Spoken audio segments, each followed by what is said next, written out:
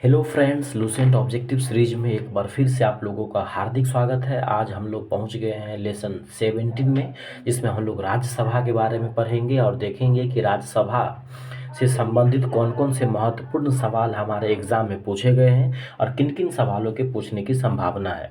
भावी जो भी आगामी जो भी एग्ज़ाम है उन सब में ये लूसेंट ऑब्जेक्टिव बेहद महत्वपूर्ण होगा आपके लिए। तो बिना वक्त गवाए स्टार्ट करते हैं। और अगर आप लोगों को वीडियो अच्छा लगता है तो चैनल को सब्सक्राइब जरूर कीजिए और वीडियो को लाइक शेयर कीजिए, और जो भी त्रुटि लगती है वो कमेंट करके हमें ज़रूर बताएं ताकि मैं उसको इम्प्रूव कर सके। तो चलिए बिना वक्त गवाए स्टार्ट करते हैं और देखते हैं आज का पहला सवाल क्या है। आज का पहला सवाल है, भारतीय संसद के अपर हाउस को किस नाम से जाना जाता है? जो ऊपरी सदन होता है, भारतीय संसद में जो दो सदन होता है ना, लोकसभा और राज्यसभा, उसमें जो ऊपरी सदन होता है उसको क्या कहा जाता है? तो ऊपरी सदन को जो है राज्यसभा के नाम से जाना जाता है और निम्न सदन को लोकसभा के नाम से जाना जाता है। तो उम्मीद है ये बात आपको समझ में आ गया होगा कि भारतीय संसद का जो अपर हाउस है यानी ऊपरी सदन जो है वो राज्यसभा के नाम से जानी जाती है, और जो निम्न सदन है, निम्न सदन को लोकसभा कहते हैं। आइए सवाल नंबर 2 कहते हैं। दूसरा कहता है, राज्यसभा को अस्थाई सदन कहते हैं क्योंकि राज्यसभा एक अस्थाई सदन है, इसको कभी भी भंग नहीं किया जा सकता है। तो राज्यसभा को अस्थाई सदन क्यों कहा जाता है? क्योंकि इसको विघटन नहीं किया जा सकता है। राज्यसभा एक अस्थाई सदन है, इसको कभी भी विघटित नहीं किया जा सकता है। इसको समाप्त किया जा सकता है लेकिन विघटन इसका नहीं हो सकता है। सवाल नंबर 3 कहता है, राज्यसभा में सीटों की जो अधिकतम संख्या है वो कितनी हो सकती है? राज्यसभा में सीटों का अधिकतम संख्या जो है वो 250 हो सकता है। कितना हो सकता है? 250, जिसमें से 12 जो है 12 लोगों को राष्ट्रपति मनोनीत करते हैं। अगला कहता है सवाल नंबर 4 कि वर्तमान समय में राज्यसभा में सदस्यों की प्रभावी संख्या कितनी है? तो वो 245 है। 250 तो अधिकतम हो सकते हैं लेकिन वर्तमान में 245 है। और आपको ये भी याद रखना है, जो 12 सदस्य होते हैं उसको राष्ट्रपति मनोनीत करते हैं। सवाल नंबर 5 कहता है, राज्यसभा के लिए राष्ट्रपति द्वारा कितने सदस्य को नामित किया जाता है? तो राष्ट्रपति के द्वारा 12 सदस्य को राज्यसभा में क्या किया जाता है? नामित किया जाता है। और ये वो 12 सदस्य हैं जो राष्ट्रपति के किसमें भाग नहीं लेते हैं? बताइए। जो राष्ट्रपति का निर्वाचन होता है ना, उसमें ये 12 जो है भाग नहीं लेते हैं। छठा कहता है, राज्यसभा में प्रतिनिधित्व होता है किसका? तो राज्यसभा में किसका प्रतिनिधित्व होता है? तो राज्यों का भी होता है और संघ शासित क्षेत्रों का भी होता है, मतलब उपरोक्त दोनों का होता है।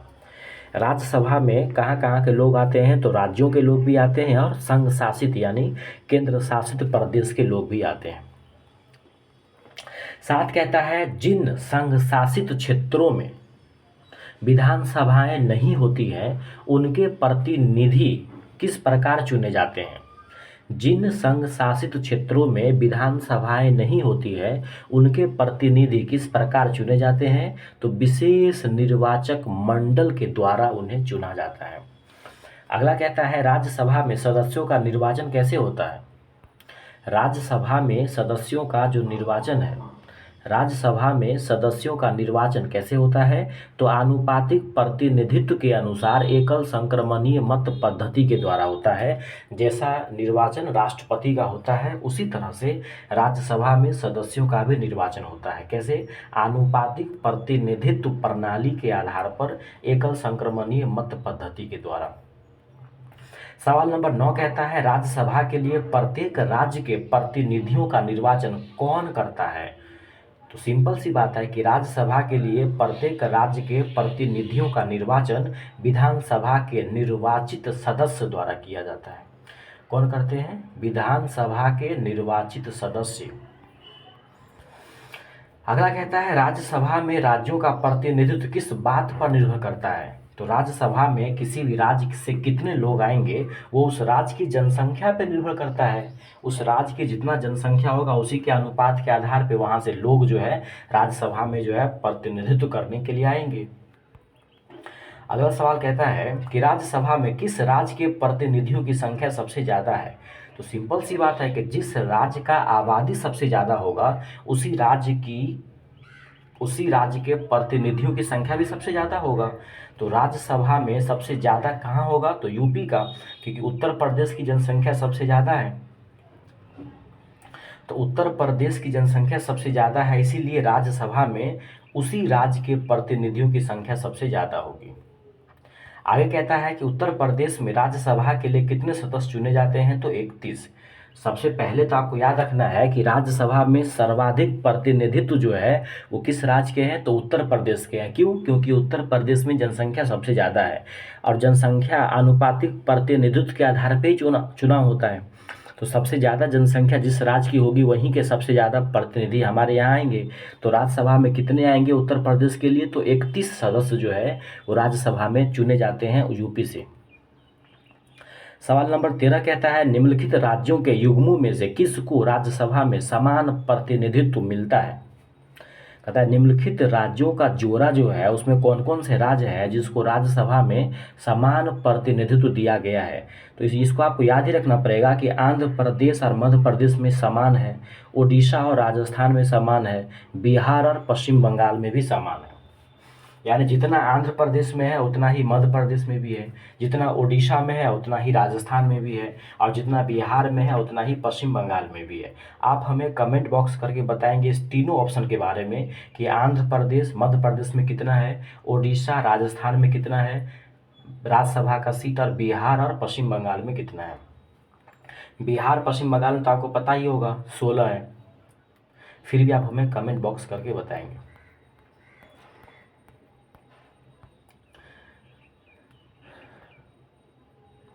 अगला सवाल कहता है निम्नलिखित में से किस संघ शासित क्षेत्र का राज्यसभा में प्रतिनिधित्व है। तो दिल्ली और पुदुचेरी जो है, दिल्ली और पुदुचेरी जो ऐसे केंद्र शासित प्रदेश हैं जिनका राज्यसभा में प्रतिनिधित्व है। अगला कहता है 15 कि निम्नलिखित राज्य युग्मों में से किसे राज्यसभा में समान प्रतिनिधित्व प्राप्त है। तो मध्य प्रदेश और गुजरात को भी जो है समान प्रतिनिधित्व दिया गया है, इसको भी आपको याद रखना है। निम्नलिखित राज्य युग्मों में से कौन ऐसा राज्य का युग्म है जहां पे राज्यसभा में समान प्रतिनिधित्व है, तो मध्य प्रदेश और गुजरात। आगे देखिए बिहार में लोकसभा का तो 40 सीट है, बिहार में लोकसभा का तो 40 सीट है, तो राज्यसभा का कितना सीट है, 16 सीट है, जो मैंने आपको अभी बताया था। राज्यसभा का 16 सीट है और ये किसके बराबर है, तो ये मैंने आपको बताया था ना कि बिहार और पश्चिम बंगाल में दोनों में 16-16 है। तो आपको ये याद रखना है कि बिहार में कितना है, 16 सीटें हैं। बिहार और पश्चिम बंगाल में कितना सीट है, 16-16 सीट है। अगला देखिए राज्यसभा में सर्वाधिक प्रतिनिधित्व के आधार पर राज्यों का सही क्रम बताइए। तो सबसे ज़्यादा तो यूपी में है, कितना है, 31 है। सबसे ज़्यादा उत्तर प्रदेश में है, उसके बाद महाराष्ट्र में है, उसके बाद तमिलनाडु में है। और ये दोनों का भी आप हमें क्या करेंगे, कमेंट बॉक्स में बताएंगे कि महाराष्ट्र और तमिलनाडु में कितने राज्यसभा के प्रतिनिधित्व है। तो राज्यसभा में सर्वाधिक प्रतिनिधित्व के आधार पर सबसे पहले यूपी आता है, फिर महाराष्ट्र, फिर तमिलनाडु। राज्यसभा के चुनाव हेतु एक अभ्यर्थी की आयु कम से कम कितनी होनी चाहिए, तो 30 वर्ष होना चाहिए। राज्यसभा में चुने जाने के लिए प्रतिनिधि की आयु कम से कम 30 वर्ष होनी चाहिए और लोकसभा के लिए 25 वर्ष होनी चाहिए। राज्यसभा के सदस्यों के लिए न्यूनतम आयु कितनी होनी चाहिए, 30 वर्ष होना चाहिए, लोकसभा के लिए 25 वर्ष। अगला है राज्यसभा के सदस्यों का कार्यकाल कितने वर्ष का होता है, तो 5 वर्ष का होता है। ये गलत लगा हुआ है। राज्यसभा के सदस्यों का कार्यकाल कितना हो, सही है, राज्यसभा के सदस्यों का कार्यकाल कितने वर्षों का होता है, तो 6 वर्ष का होता है।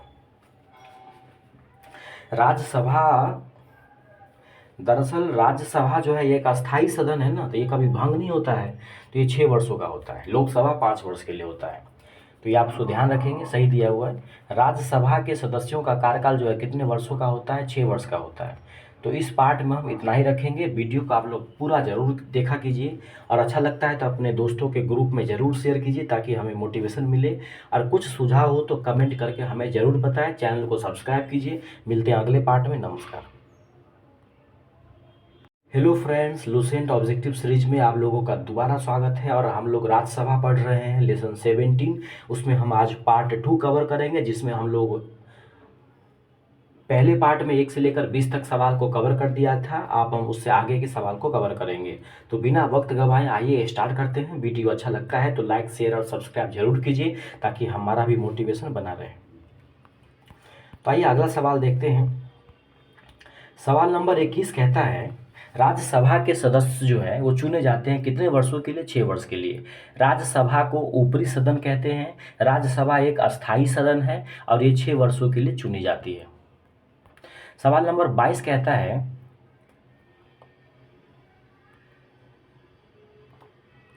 सवाल नंबर 22 कहता है, राज्यसभा के 1/3 सदस्य प्रत्येक कितने वर्षों के बाद सेवानिवृत्त होते हैं और तथा नए 1/3 सदस्य आ जाते हैं तो 2 वर्षों के बाद। चूंकि राज्यसभा एक अस्थायी सदन है, ये कभी भंग नहीं हो सकता, इसका कार्यकाल 6 वर्षों का होता है, तो इसके 1/3 सदस्य प्रत्येक 2 वर्षों के बाद हटते हैं और उतने ही 1/3 सदस्य प्रत्येक 2 वर्षों में अंदर आते हैं, नए आते हैं। अगला है, क्या राष्ट्रपति लोकसभा की तरह राज्यसभा को भंग कर सकता है? बिल्कुल नहीं, क्योंकि राज्यसभा क्या है? अस्थायी सदन है ना। राज्यसभा क्या है? अस्थायी सदन है, इसको भंग नहीं किया जा सकता है।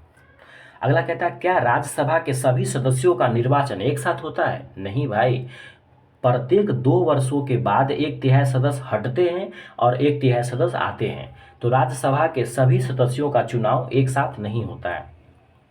25 कहता है, लोकसभा की भांति राज्यसभा कभी भंग नहीं होती है, क्योंकि राज्यसभा के प्रत्येक मतलब राज्यसभा जो है प्रत्येक 2 वर्षों के बाद अपने 1/3 सदस्य को हटाती है और 1/3 सदस्य को अंदर लाती है। यानी राज्यसभा में प्रत्येक 2 वर्षों के बाद 1/3 सदस्य सेवानिवृत्त हो जाते हैं और 1/3 सदस्य जो है नए आ जाते हैं। 26 नंबर सवाल देखिए क्या कह रहा है। 26 कहता है, निम्नलिखित में से कौन सा कथन सही नहीं है? तो पहला है, राज्यसभा में अधिकतम सदस्य संख्या 250 होगा, ये तो बिल्कुल सही बात है। राज्यसभा निरंतरता का प्रतीक है, बिल्कुल सही बात है, क्योंकि ये कभी समाप्त नहीं होगी, ये लगातार चलने वाली संस्था है। अगला कहता है इसमें कि राज्यसभा में प्रत्येक राज्य और संघ क्षेत्रों में सीटों का जो आवंटन है वो संविधान की 4वीं अनुसूची में दिया गया है, ये भी बात बिल्कुल सही बात है। तो गलत कौन सा बात है? गलत ये है कि राज्यसभा के 2/3 सदस्य प्रत्येक दूसरे वर्ष की समाप्ति पर पद मुक्त हो जाते हैं। राज्यसभा के 2/3 सदस्य नहीं दोस्त, राज्यसभा के 1/3 सदस्य जो है वो प्रत्येक दूसरे वर्ष क्या होते हैं? सेवानिवृत्त हो जाते हैं। तो उम्मीद करते हैं ये बात आपको समझ में आ गया होगा कि राज्यसभा की अधिकतम जो सदस्य संख्या है वो 250 होगी, सही बात है। राज्यसभा निरंतरता का प्रतीक है, सही बात है। राज्यसभा का 2/3 नहीं, राज्यसभा के 1/3 सदस्य जो है वो 2 वर्षों के बाद सेवानिवृत्त हो जाती है और राज्यसभा में जो सीटों का आवंटन है वो संविधान की 4वीं अनुसूची में दी गई है। राज्यसभा में सीटों का आवंटन कैसे होगा? एकल संक्रमणीय मत पद्धति के द्वारा होगा। प्रत्येक राज्य से कैसे आएगा, ये जो है 4वीं अनुसूची में कही गई है। अगला कहता है, निम्नलिखित में कौन सा कथन सही है? तो देखिए क्या कर रहा है, राज्यसभा के सभी सदस्य जो है, राज्यसभा के सभी सदस्यों का निर्वाचन विधानसभाएं करती है, ये तो गलत बात है। राज्यसभा के सभी सदस्यों का निर्वाचन विधानसभाएं करती है, गलत। उपराष्ट्रपति राज्यसभा का पदेन सभापति होगा, अतः राज्यसभा का कोई सदस्य ही उपराष्ट्रपति के पद के लिए चुनाव लड़ सकता है, गलत है। अगला कहता है, लोकसभा और राज्यसभा में एक बात में अंतर है कि लोकसभा का निर्वाचन कोई भी प्रत्याशी भारत के किसी भी राज्य से लड़ सकता है, परंतु राज्यसभा का प्रत्याशी जो है सामान्यतः वही होना चाहिए जहां से वह प्रत्याशी बन रहा है। बिल्कुल सही बात है, इसका सही आंसर यही है। अगला क्या कहता है, चौथा, कि भारत के संविधान में राज्यसभा के नामित सदस्यों की मंत्री पद पर नियुक्ति का स्पष्ट शब्दों का निषेध है, ये सब गलत है। दोस्तों एक बार फिर से देखिए क्या कह रहा है। 27 में निम्नलिखित में कौन सा कथन सही है? तो कथन ये सही है कि लोकसभा और राज्यसभा में एक बात में अंतर है कि लोकसभा का निर्वाचन कोई भी प्रत्याशी भारत के किसी भी राज्य से लड़ सकता है, परंतु राज्यसभा का प्रत्याशी सामान्यतः वही होना चाहिए जहां से वह प्रत्याशी बन रहा है। 28 देखिए क्या कहता है, लोकसभा और राज्यसभा में कोरम जो है गणपूर्ति के लिए कितने लोग होना चाहिए? तो गणपूर्ति के लिए तो 1/10 सदस्य ही होते हैं, बिल्कुल सही बात है। लोकसभा और राज्यसभा में जो गणपूर्ति होती है, कोरम होती है, उसकी संख्या 1/10 है या 10% भी बोल सकते हैं। तो राज्यसभा में गणपूर्ति के लिए निर्धारित संख्या क्या है? अब देखिए राज्यसभा में 250 है, 250 का लेंगे 1/10 तो कितना हो जाएगा, 25 हो जाएगा। तो राज्यसभा में गणपूर्ति के लिए कितना हो जाएगा, 25 हो जाएगा। राज्यसभा में गणपूर्ति के लिए 25 हो जाएंगे। 30 कहता है राज्यसभा को भंग करने का अधिकार किसको है, राज्यसभा कोई नहीं भंग कर सकता है। राज्यसभा क्या है, एक अस्थाई सदन है। राज्यसभा एक अस्थाई सदन है, इसको कोई भंग नहीं कर सकता है। 31 कहता है राज्यसभा का सभापति कौन होता है, उपराष्ट्रपति होता है। राज्यसभा का सभापति कौन होता है, तो राज्यसभा का सभापति उपराष्ट्रपति होते हैं, जो अनुच्छेद 63 में कहा गया है। आगे कहता है किस सदन में अध्यक्ष उस सदन का सदस्य नहीं होता है, तो राज्यसभा में जो अध्यक्ष होता है वो राज्यसभा का सदस्य नहीं होता है। कहता है कौन ऐसा सदन है जिसमें अध्यक्ष जो है उस सदन का सदस्य नहीं होता है, तो राज्यसभा के अंदर। अगला कहता है राज्यसभा के सभापति का चुनाव कौन करता है, तो राज्यसभा के सभापति का चुनाव लोकसभा एवं राज्यसभा के सभी सदस्य मिल करके करते हैं। राज्यसभा के सभापति का चुनाव कौन करता है, तो राज्यसभा के सभापति का चुनाव जो है वो लोकसभा एवं राज्यसभा के सभी सदस्य मिलकर करते हैं। राज्यसभा का सभापति कौन होता है, राज्यसभा का सभापति तो उपराष्ट्रपति होता है। यहाँ पे क्या कह रहा है, राज्यसभा का सभापति लोकसभा एवं राज्यसभा के सदस्यों द्वारा संयुक्त रूप से चुना जाता है। यानी राज्यसभा के सभापति का जो चुनाव है वो लोकसभा एवं राज्यसभा के सभी सदस्यों द्वारा चुना जाता है। 35 कहता है निम्नलिखित में से किसकी अध्यक्षता उसका सदस्य नहीं करता है या उसका सदस्य किसी और के द्वारा किया जाता है, तो राज्यसभा। कहने का मतलब साफ है कि निम्नलिखित में से किसकी अध्यक्षता और सदस्य द्वारा किया जाता है, यानी कि किसकी अध्यक्षता उसके सदस्य द्वारा नहीं की जाती है, तो राज्यसभा की जो अध्यक्षता है वो उसके सदस्य द्वारा नहीं की जाती है। राज्यसभा के सभापति की अनुपस्थिति में राज्यसभा का कार्यभार कौन संभालता है, तो उपसभापति। राज्यसभा के सभापति अगर नहीं रहेंगे तो राज्यसभा का कार्यभार कौन संभालेगा, उपसभापति संभालेगा। 37 कहता है राज्यसभा के उपसभापति का निर्वाचन कौन करता है, तो राज्यसभा के सदस्य करते हैं। देखिए ध्यान रखिएगा, राज्यसभा के सभापति का निर्वाचन तो लोकसभा और राज्यसभा के दोनों सदस्य मिलकर करते हैं, लेकिन राज्यसभा के उपसभापति का जो निर्वाचन है वो राज्यसभा के ही सदस्य करते हैं। 38 करता है क्या राज्यसभा का सभापति संसद के दोनों सदनों के संयुक्त अधिवेशन में अध्यक्षता कर सकता है, नहीं। कहता है संसद के दोनों सदनों का जो संयुक्त अधिवेशन होता है, जो अनुच्छेद 108 के तहत राष्ट्रपति बुलाते हैं, उसकी अध्यक्षता लोकसभा के अध्यक्ष करते हैं, न कि राज्यसभा का सभापति करेंगे। तो ध्यान क्या रखना है कि राज्यसभा का सभापति जो है वो संसद के दोनों सदनों के संयुक्त अधिवेशन की अध्यक्षता नहीं करेंगे, और ये संयुक्त अधिवेशन जो है अनुच्छेद 108 के तहत राष्ट्रपति बुलाते हैं, जिसकी अध्यक्षता लोकसभा के अध्यक्ष द्वारा किया जाता है। 39 देखिए क्या कह रहा है, 39 कहता है राज्यसभा के द्विवार्षिक चुनावों की अधिसूचना कौन जारी करता है। राज्यसभा का जो 2 वर्षों में 1/3 सदस्य बाहर जाता है और 1/3 सदस्य अंदर आता है, उसका घोषणा कौन करता है, तो निर्वाचन आयोग, अनुच्छेद 324। निर्वाचन आयोग का वर्णन जो है वो अनुच्छेद 324 में किया गया है। 40 नंबर सवाल करता है राज्यसभा के सदस्यों का निर्वाचन होता है किसके द्वारा। अभी बताए थे आपको, राज्यसभा के सदस्यों का जो निर्वाचन होगा वो राज्य के विधानसभा के निर्वाचित सदस्यों द्वारा। राज्यसभा के सदस्यों का जो निर्वाचन होता है वो राज्य के विधानसभा के निर्वाचित सदस्यों द्वारा। तो इस वीडियो में इतना ही, मिलते हैं अगले वीडियो में। तब तक अपना ख्याल रखिए, और वीडियो अच्छा लगता है तो चैनल को लाइक, शेयर और सब्सक्राइब जरूर कीजिए, ताकि मुझे भी मोटिवेशन मिलता रहे और हम जल्दी से सारे टॉपिक को ख़त्म कर दें, तो ताकि आप अपने आगामी एग्ज़ाम में कुछ बेहतर कर सकें। मिलते हैं अगले वीडियो में, तब तक नमस्कार। लूसेंट ऑब्जेक्टिव में एक बार फिर से आप लोगों का स्वागत है। आज हम राज्यसभा पढ़ेंगे, और राज्यसभा में इससे पहले मैंने 2 वीडियो अपलोड कर दिया है, जिसमें 1 से लेकर 40 तक के सवालों को मैंने कवर कर दिया है। आप लोगों का बहुत सारा प्यार हमें मिल रहा है, मुझे बेहद खुशी हो रही है। इसी तरीके से अपना प्यार बनाए रखिए। आज हम पार्ट 3 में 40 से आगे के सवाल को कवर करेंगे। ये लूसेंट ऑब्जेक्टिव आपके एग्ज़ाम के लिए बेहद इंपॉर्टेंट है, इसको अच्छे से पूरे वीडियो को देखिए। और माइंड में सवालों को सेट करने का प्रयास कीजिए। तो आइए बिना वक्त गंवाए आज के सवाल को स्टार्ट करते हैं।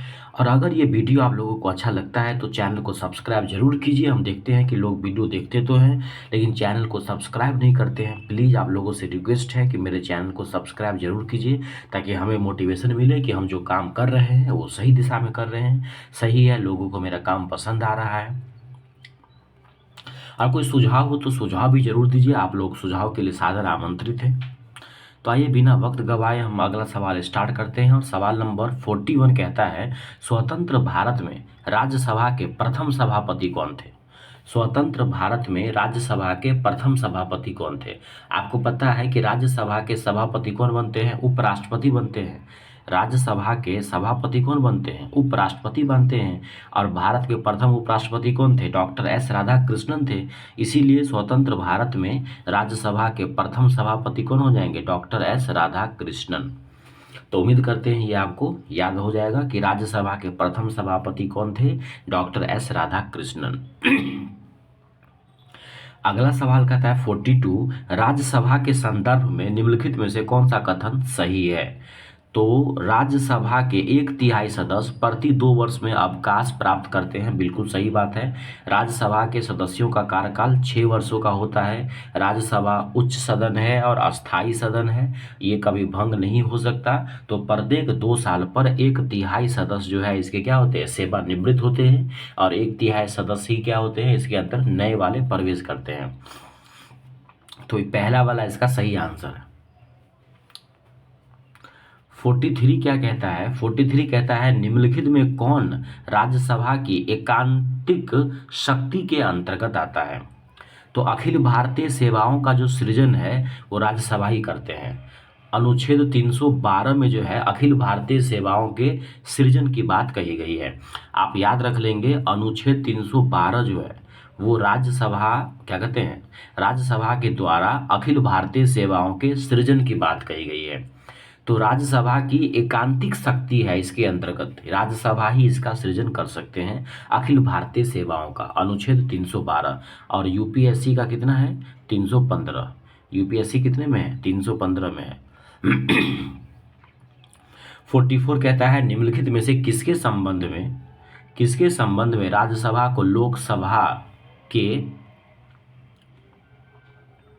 कहता है निम्नलिखित में से किसके संबंध में राज्यसभा को लोकसभा के अपेक्षाकृत अधिक अधिकार दिए गए हैं?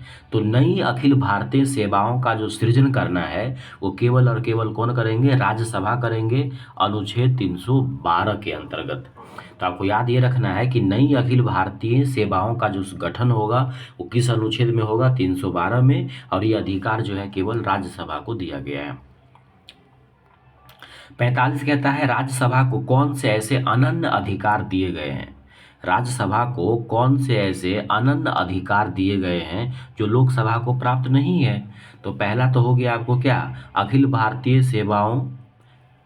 भारतीय सेवा स्थापित करने का अधिकार और राज्य सूची के किसी विषय पर राष्ट्रीय महत्व की घोषणा करना। राज्य सूची के किसी विषय को राष्ट्रीय महत्व का घोषित करना, ये भी राज्यसभा के अंतर्गत आते हैं। और अखिल भारतीय सेवाओं का सृजन जो है ये भी राज्यसभा के अंतर्गत आते हैं। यानी ये दोनों काम जो है, राज्य सूची के विषय को राष्ट्रीय महत्व का घोषित करना और अखिल भारतीय सेवाओं का जो सृजन है, इनका अधिकार जो है किसको दिया गया है? राज्यसभा को दिया गया है। अगला कहता है, नई अखिल भारतीय सेवाएं स्थापित करने की दृष्टि से कौन महत्व है? तो राज्यसभा का प्रस्ताव जो है वो क्या है? महत्व है, क्योंकि नई अखिल भारतीय सेवाओं का जो सृजन है वो राज्यसभा के प्रस्ताव से ही हो पाएगा। अब आ गया देखिए, संविधान का अनुच्छेद 312 जो है वो राज्यसभा को कौन सा अधिकार देता है? तो मैंने बता दिया, एक या एक से अधिक क्या? अखिल भारतीय सेवाओं का सृजन।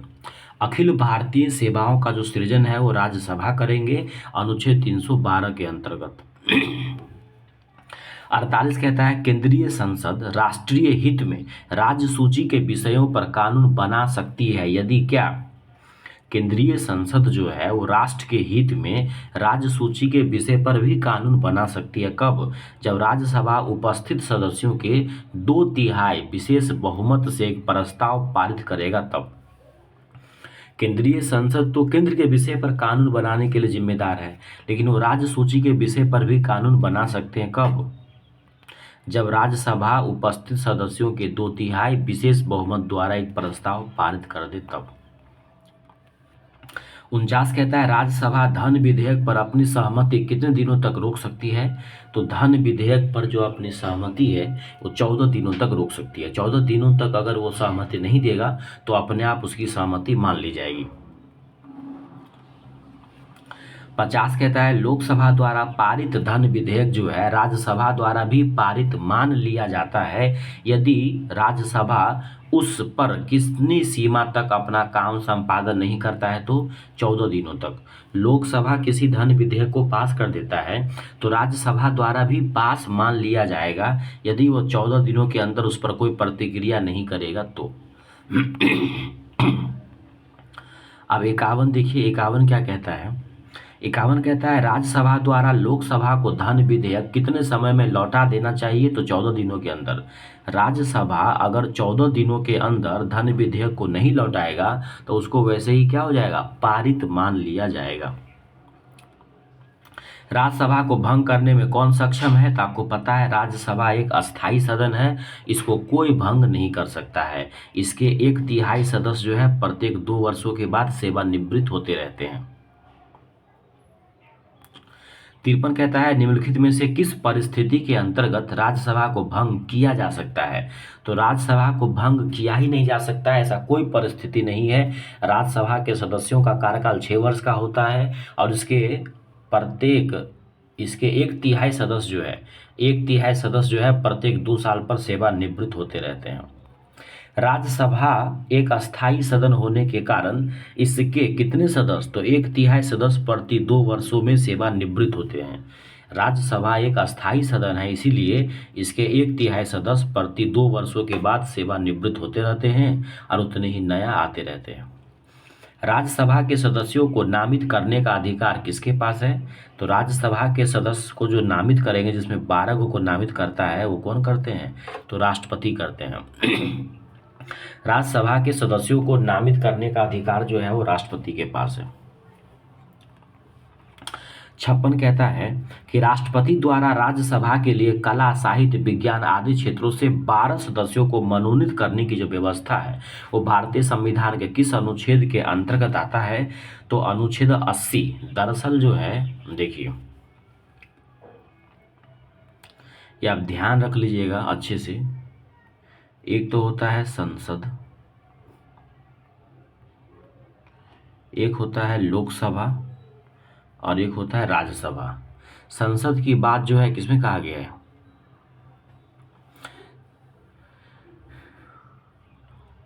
संसद की बात कही गई है 79 में, सरला आपने पढ़ा होगा। राज्यसभा की बात कही गई है 80 में और लोकसभा की बात कही गई है 81 में। तो राज्यसभा की जो बात है ना वो अनुच्छेद 80 में कहा गया है, आप याद कर लीजिएगा। सरला। संसद हो जाएगा 79, हो जाएगा राज्यसभा 80 और लोकसभा हो जाएगा कितना? 81। तो राष्ट्रपति द्वारा जो है राज्यसभा में कला, साहित्य, विज्ञान से 12 लोगों को चुनता है, यह अनुच्छेद 80 में कही गई है। अगला है निम्नलिखित में से किस में राज्यसभा की कोई भूमिका नहीं होती है?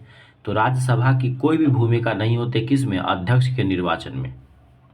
जो लोकसभा के अध्यक्ष होते हैं उसके निर्वाचन में राज्यसभा की जो है कोई भूमिका नहीं होती है। बाकी उपराष्ट्रपति के निर्वाचन में, राष्ट्रपति के महाभियोग में, सर्वोच्च न्यायालय के मुख्य न्यायाधीश को हटाने में इस समय होता है। तो ध्यान रखना है कि किस में राज्यसभा की कोई भूमिका नहीं होती है? तो अध्यक्ष के निर्वाचन में।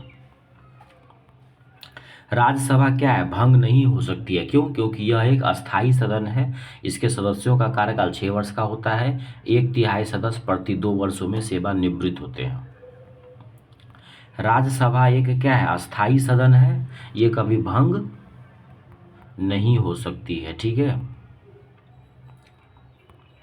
धन विधेयक पारित करने के लिए राज्यसभा को कितना समय दिया जाता है? 14 दिन। 14 दिनों के अंदर अपनी वो प्रतिक्रिया नहीं देगा तो उसको क्या होगा? पारित मान लिया जाएगा। तो इस पार्ट में हम इतना ही रखते हैं, मिलते हैं अगले पार्ट में। तब तक आप लोग अपना ख्याल रखिए और हमारे चैनल को सब्सक्राइब जरूर कीजिए, लोगों को शेयर कीजिए, और कोई सुझाव है तो कमेंट जरूर कीजिए। आप सब्सक्राइब करते हैं, लाइक करते हैं, कमेंट करते हैं तो मुझे बहुत मोटिवेशन मिलता है। इसीलिए आप लोगों से रिक्वेस्ट है कि मेरे चैनल को लाइक, शेयर और सब्सक्राइब जरूर कीजिए। तो मिलते हैं अगले वीडियो में, तब तक नमस्कार। Hello friends, Lucent objective series में आप लोगों का एक बार फिर से हार्दिक अभिनंदन है। आज हम लोग राज्यसभा पढ़ेंगे, जिसमें मैंने इससे पहले 3 वीडियो अपलोड कर चुका है, जिसमें 1 से लेकर के 60 तक के सवालों को हमने अच्छे से कवर कर दिया है। उम्मीद करते हैं आप लोगों ने ये तीनों पार्ट जरूर देखा होगा, और अगर नहीं देखा है तो सीक्वेंस वाइज में पूरे पार्ट को देखिए, बहुत ही आपको अच्छा लगेगा। और आगामी एग्जाम के लिए बेहद महत्वपूर्ण सीरीज है ये। आप लोगों का प्यार इसी तरीके से बना रहा तो हम एक एक करके पूरे लुसेंट को कवर कर देंगे, जो आपके आगामी एग्जाम के लिए बेहद इंपॉर्टेंट होगा। हम जो भी वीडियो अपलोड करते हैं उसको पूरा देखा कीजिए। कोई सुझाव होता है तो कमेंट जरूर कीजिए, अच्छा लगता है तो लाइक शेयर जरूर कीजिए, और चैनल को सब्सक्राइब जरूर कीजिए और बेल आइकन को दबा लीजिए, ताकि हम जैसे वीडियो अपलोड करें आपको तुरंत नोटिफिकेशन मिले और आप इसका तुरंत लाभ उठा सके। तो आइए बिना वक्त गवाए अगला पार्ट स्टार्ट करते हैं और देखते हैं कि अगला क्या इंपॉर्टेंट सवाल है जो आपके एग्जाम में जरूरी हो सकते हैं। अभी हम लोग 61 नंबर सवाल पढ़ेंगे।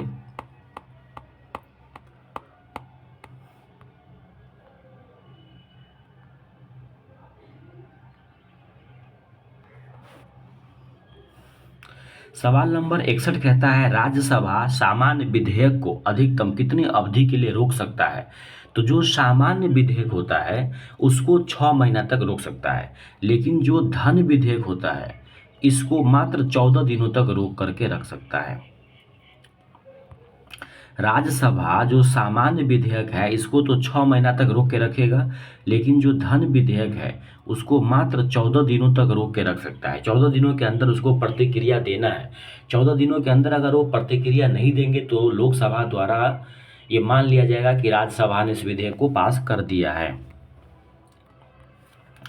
सर्वप्रथम किस फिल्म अभिनेता को राज्यसभा का सदस्य मनोनीत किया गया था। सबसे पहले कौन सा फिल्म अभिनेता है जिसको राज्यसभा का सदस्य मनोनीत किया गया था। तो पृथ्वीराज कपूर जो है उसको राज्यसभा का सदस्य मनोनीत किया गया था। राज्यसभा के लिए नामित प्रथम फिल्म अभिनेत्री कौन है। राज्यसभा के लिए नामित प्रथम फिल्म अभिनेत्री जो है वो कौन है, नरगिस दत्त है।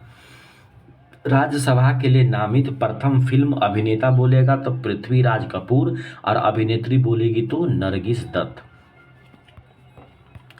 64 नंबर सवाल देखिए क्या कह रहा है। 64 कहता है, निम्नलिखित में से कौन सा हिंदी साहित्यकार राज्यसभा का सदस्य था। तो रामधारी सिंह दिनकर जो थे वो क्या थे, राज्यसभा के सदस्य थे। पहला अभिनेता बोलेगा तो पृथ्वीराज कपूर, महिला बोलेगी अभिनेत्री तो नरगिस दत्त, और हिंदी साहित्यकार बोलेगा तो रामधारी सिंह दिनकर। 65 कहता है, प्रधानमंत्री पद पर नियुक्ति होते समय निम्नलिखित में से कौन राज्यसभा का सदस्य था। तो सभी के सभी, ये जितने लोग हैं ना ये सब प्रधानमंत्री बनने से पहले या प्रधानमंत्री पद पर नियुक्त होने से पहले ये सब के सब राज्यसभा के सदस्य थे। इंदिरा गांधी भी, मनमोहन सिंह भी और इंद्र कुमार गुजराल भी। इंदिरा गांधी, मनमोहन सिंह और इंद्र कुमार गुजराल ये तीनों के तीनों जो है प्रधानमंत्री पद पर चुने जाने से पहले राज्यसभा के सदस्य थे। अगला कहता है, राज्यसभा की प्रथम महिला महासचिव कौन थी। राज्यसभा की प्रथम महिला महासचिव जो है वो BS रमा देवी थी। राज्यसभा की प्रथम महिला महासचिव कौन थी, BS रमा देवी। 67 कहता है, राज्यसभा का सर्वप्रथम गठन कब हुआ था। बेहद इंपॉर्टेंट सवाल है। राज्यसभा का गठन कब हुआ था, 3 अप्रैल 1952 ईस्वी को। इसको याद रखिएगा, ये सवाल पूछा गया है। राज्यसभा का सबसे पहले जो गठन हुआ था वो 3 अप्रैल 1952 ईस्वी को हुआ था। 3 अप्रैल 1952 ईस्वी को, और 10 दिन की बाद इसकी प्रथम बैठक हुई थी।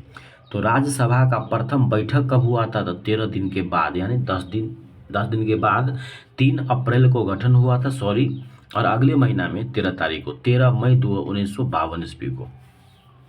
ध्यान क्या रखना है, सो देखिए, राज्यसभा का गठन हुआ था 3 अप्रैल 1952 ईस्वी को और राज्यसभा की प्रथम बैठक हुई थी 13 मई 1952 ईस्वी को। 13 मई 1952 याद रखिएगा। गठन हुआ था 3 अप्रैल 1952 और पहला बैठक हुआ था 13 मई 1952।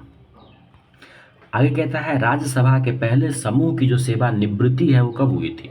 आप पढ़े थे ना कि हर 2 साल पर सेवानिवृत्त होते हैं। तो स्टार्टिंग में जो सीक्वेंस बना था वो कैसे बना था। तो राज्यसभा का जो पहला समूह था वो कब रिटायर किया था, तो 2 अप्रैल 1954 ईस्वी को, 2 साल के बाद 2 अप्रैल 1954 ईस्वी को पहला बैठक हुआ था 13 मई 1952 ईस्वी को और पहली बार गठन हुआ था 3 अप्रैल 1952। तो उसके 2 साल के बाद हो जाएगा आपको 2 अप्रैल 1954। तो पहली बार जो 1/3 सदस्य हटे होंगे वो 2 अप्रैल 1954 ईस्वी को। राज्यसभा कब भंग की जाती है, कभी नहीं। राज्यसभा जो है कभी भी भंग नहीं हो सकती है। राज्यसभा एक अस्थायी सदन है। 71 कहता है राज्यसभा के बारे में कौन सा कथन सही है। देखिए पहला कहता है राज्यसभा की अधिकतम जो संख्या है वो 250 होती है, सही बात है। अगला कहता है राज्यसभा में 238 सदस्य जो है वो राज्यों और यूटी केंद्र शासित क्षेत्रों से आते हैं और 12 को मनोनीत होते हैं, सही बात है। तो ये दोनों सही बात है। तीसरा क्या कहता है कि अखिल भारतीय सेवाओं के सृजन जैसे मामले में इसकी लोकसभा के साथ समान रूप से विधायी शक्ति है, नहीं। अखिल भारतीय सेवा जो है अनुच्छेद 312 वो केवल और केवल राज्यसभा के लिए है, लोकसभा के लिए तो है नहीं। तो 1 और 2 ही ऑप्शन जो है क्या है इसके सही है। हमारे संविधान के अनुसार राज्यसभा का कार्यकाल जो है क्या है, समाप्त होने का विषय नहीं है। राज्यसभा के जो सदस्य होते हैं उसका कार्यकाल होता है 6 वर्ष का। राज्यसभा का कार्यकाल जो है वो समाप्त होने का विषय नहीं है। प्रत्येक 2 वर्ष के बाद 1/3 सदस्य सेवानिवृत्त होते रहते हैं। 73 कहता है राज्यसभा के सदस्य बनने हेतु अर्हताओं के संदर्भ में विचार करना है और बताना है क्या क्या होना चाहिए। तो कम से कम 30 वर्ष का उसका उम्र तो होना चाहिए। दूसरा है कि जहां से अभ्यर्थी का निर्वाचन किया जाना है उस राज्य की मतदाता सूची में मतदाता के रूप में उसका पंजीकरण होना बहुत जरूरी है। और राज्य के अंतर्गत लाभ का पद धारण नहीं किया होना चाहिए। बस 1 और 2 जो है इसका क्या है सही आंसर है। राज्यसभा का जो सदस्य है वो बनने के लिए आपको उम्र कम से कम चाहिए 30 वर्ष और जहां से चुनाव लड़ रहे हैं वहां के मतदाता पंजी में आपका नाम होना चाहिए, यानी जहां से कि आप मतदाता है वहीं से चुनाव लड़ सकते हैं।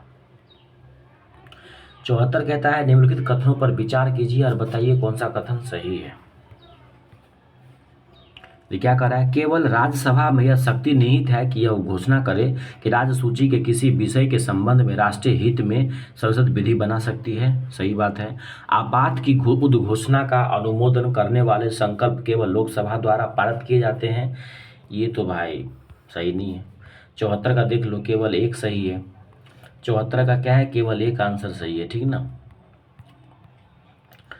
74 में कह रहा था कि केवल राज्यसभा में यह शक्ति प्राप्त है कि वह घोषणा करे कि राज्य सूची में किसी विषय को राष्ट्रीय महत्व के हित में संसद कानून बना सके, यानी राज्य सूची के विषय पर जो कानून है वो राष्ट्रीय हित में होने की वजह से संसद उस पर कानून बनाएगी, ये राज्यसभा घोषित करेंगे, ठीक है। दूसरा इसका गलत है।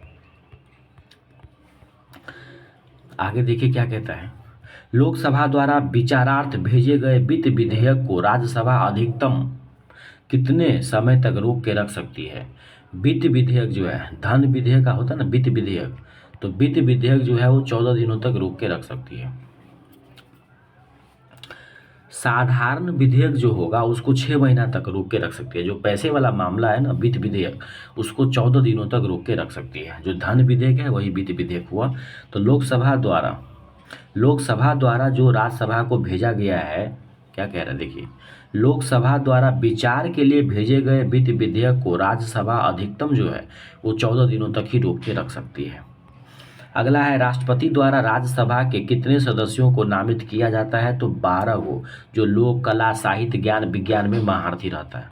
तो राष्ट्रपति द्वारा राज्यसभा में 12 सदस्यों को मनोनीत किया जाता है। अगला है संसद के किसी भी सदन के 2 सत्रों के बीच का जो अंतराल है वो कितना से ज़्यादा नहीं होना चाहिए, तो अधिकतम 6 महीना से अधिक नहीं होना चाहिए। संसद के दोनों सदनों को संसद के किसी भी सदन के दो सत्रों के बीच का जो अंतराल है वो अधिकतम 6 महीना ही होना चाहिए। अगला कहता है राज्यसभा विघटित हो सकती है। अरे भाई कितना बार बताएं कि राज्यसभा अस्थायी सदन है, इसके सदस्यों का कार्यकाल 6 वर्ष का होता है। 1/3 सदस्य प्रति 2 वर्ष में सेवानिवृत्त होते हैं। राज्यसभा को कभी भंग नहीं किया जा सकता है। और अगला बोला है कि राज्यसभा के सदस्यों का कार्यकाल 6 वर्ष का होता है। राज्यसभा के सदस्यों का कार्यकाल जो है 6 वर्ष का होता है। राज्यसभा का कोई कार्यकाल नहीं है, ये समाप्त होने का विषय नहीं है। अगला देखिए क्या कहता है, राज्यसभा किसके द्वारा भंग किया जा सकता है, किसी के द्वारा नहीं। राज्यसभा को भंग किया ही नहीं जा सकता है, राज्यसभा भंग होने का विषय नहीं है। 81 कहता है निम्नलिखित में कौन सा सदन का सदस्य होते हुए इसके अध्यक्ष के रूप में काम कर सकता है, तो भारत का उपराष्ट्रपति। कहता है निम्नलिखित में से कौन है जो सदन का सदस्य हुए बिना, उसका सदस्य नहीं भी होता है, फिर भी उसके अध्यक्ष के रूप में काम करता है, तो भारत का उपराष्ट्रपति। भारत का जो उपराष्ट्रपति होता है वो क्या कहते हैं, राज्यसभा का अध्यक्ष नहीं, राज्यसभा का सदस्य नहीं होता है, फिर भी उसके अध्यक्ष के रूप में काम करता है, क्योंकि राज्यसभा का अध्यक्ष होता है उपराष्ट्रपति। अगला है किसी विधानमंडल के किसी सदस्य द्वारा प्रस्तुत प्रस्ताव को जन महत्व का अविलंब मामला मानते हुए जो चर्चा की जाती है उसे क्या कहते हैं, तो स्थगन प्रस्ताव कहते हैं। एक बार फिर से समझिए, किसी विधानमंडल के किसी सदस्य द्वारा प्रस्तुत प्रस्ताव को जन महत्व का अविलंब मामला मानते हुए जो चर्चा की जाती है उसे हम लोग क्या कहते हैं, स्थगन प्रस्ताव कहते हैं। राज्यसभा का अध्यक्ष या सभापति कौन होता है, तो उपराष्ट्रपति होते हैं। राज्यसभा का अध्यक्ष कौन होता है, तो उपराष्ट्रपति होता है, वही उसके पदेन अध्यक्ष होते हैं। तो दोस्तों ये था आपको राज्यसभा से संबंधित सारे सवाल। टोटल 4 पार्ट में मैंने राज्यसभा से संबंधित सारे महत्वपूर्ण सवालों को कंप्लीट कर दिया है, एक एक करके उसका डिस्कशन कर दिया है। अब आपका काम है कि पूरे वीडियो को बारी बारी से अच्छे से देखिए, छोटे छोटे वीडियो हैं, बार बार वीडियो को देखिए और पूरा वीडियो को देखा कीजिए, तभी आपको समझ में आएगा, तभी आपके अंदर जो है वो रिदम बनेगी, पढ़ने की जो है उत्साह जगेगी और आपको फ़ायदा भी मिलेगा। अगर वीडियो आप लोगों को अच्छा लगता है तो प्लीज़ आप चैनल को